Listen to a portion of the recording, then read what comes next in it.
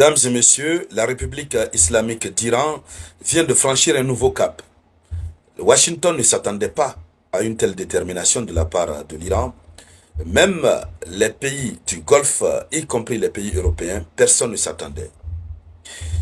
L'Iran vient de créer l'autorité spéciale pour percevoir les droits de passage au détroit d'Ormuz. Les choses deviennent claires et précises. Il faut rappeler que le détroit d'Ormuz est bloqué et est sous contrôle iranien. Mais ce sont les ports iraniens qui sont bloqués par Washington. Donc, à ce niveau, c'est très clair. Washington contrôle les ports iraniens qui sont sous blocus, mais le détroit d'Ormuz est contrôlé par l'Iran. Ça rend la tâche difficile, n'est-ce pas? L'Amérique qui pensait qu'en bloquant les ports iraniens, l'Iran allait fléchir les genoux et rouvrir le détroit d'Ormuz, c'est le contraire que Washington voit. Washington assiste au contraire carrément. Et donc Washington se voit dans l'impossibilité de contrôler le détroit d'Ormuz. Le pire, l'Iran a institué le droit de passage et du moment où une autorité de régulation du paiement de droit de passage au détroit d'Ormuz a été instituée par les autorités iraniennes, cela voudrait dire quoi?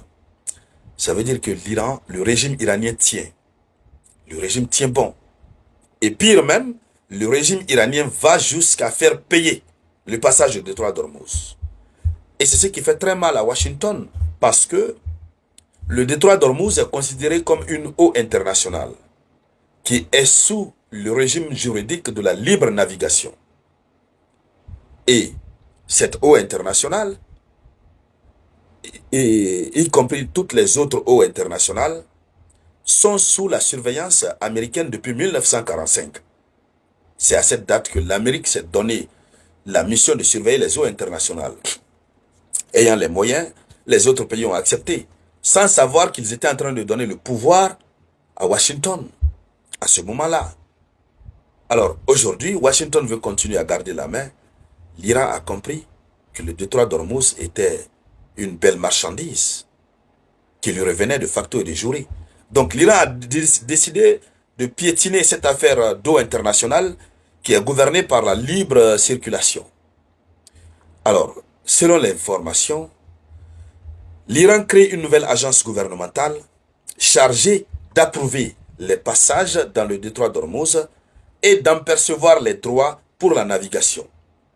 Là où on n'avait pas besoin de payer des droits pour naviguer, là où la navigation était libre selon les lois internationales, c'est là où l'Iran vient faire payer tous les navires. Et c'est ce qui ne plaît pas du tout à Washington. La création de cette agence ressemble à une véritable provocation à laquelle l'Iran vient de se livrer.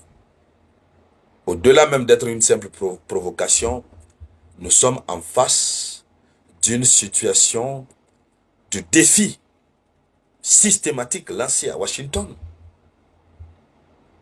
La création de cette agence est la preuve que l'Iran est en train de remporter la guerre à sa manière, puisque les objectifs que Washington s'est assignés, rien n'est en train d'être atteint. Le pire, c'est que le monde continue de souffrir du manque du pétrole, du gaz et d'autres produits industriels à cause de la fermeture du détroit d'Ormuz. Alors, cette guerre est en train de permettre à l'Iran de découvrir ses vraies potentialités, ses vraies capacités financières. Donc, même si les ports iraniens sont bloqués par l'Amérique, le détroit d'Ormuz va faire rentrer l'argent que les ports ne pouvaient pas faire rentrer. Ou du moins c'est l'équivalent. Et le pire, c'est que après la guerre, l'Iran va continuer à percevoir des droits de passage et à percevoir de l'argent au niveau de ces ports. L'Iran va donc gagner doublement. Allons-y un peu plus loin. Selon l'information officielle, le point de passage par lequel transite habituellement un cinquième des hydrocarbures mondiaux, Hormuz, est devenu ce foyer de tension majeure selon les informations, la situation demeure très conflictuelle au niveau du détroit d'Ormuz et les États-Unis d'Amérique qui continuent d'imposer leur blocus. L'Iran a donc créé une nouvelle autorité du détroit du Golfe Persique. C'est ça le nom de l'autorité. Autorité du détroit du Golfe Persique, PGSA, qui est chargée du transit des navires. Et donc, selon les sources qui citent le formulaire qui a été donné par l'autorité, l'agence est déjà opérationnelle. Et l'agence a sorti un formulaire. Donc, dans ce formulaire, pour passer au détroit d'Ormuz, il faut fournir les informations détaillées. Les navires doivent fournir des informations détaillées. Des informations détaillées sur leurs propriétaires, sur leur assurance, les membres d'équipage, leur itinéraire de transit prévu. Donc, toutes ces informations minutieusement doivent être dans le document. Ce n'est pas seulement l'argent que l'Iran regarde.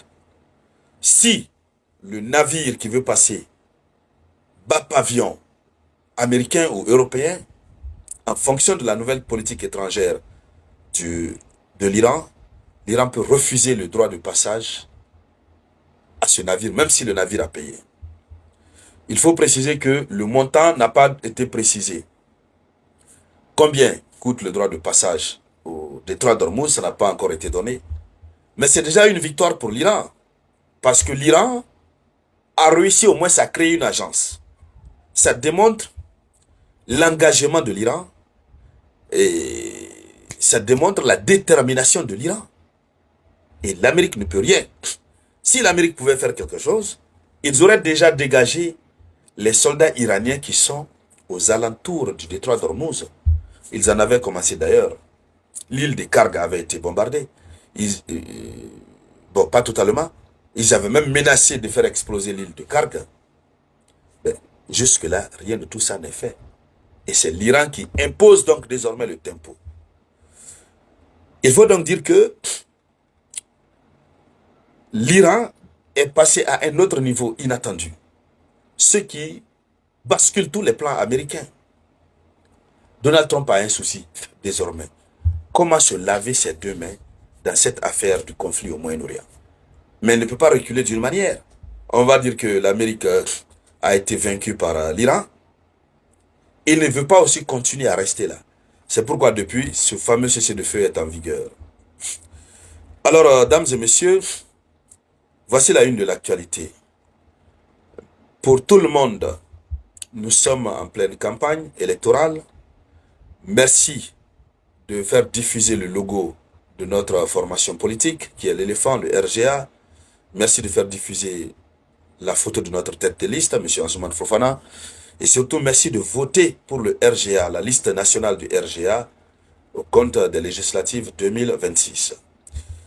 Tant que le temps me permet, je viendrai analyser avec vous. Merci bien.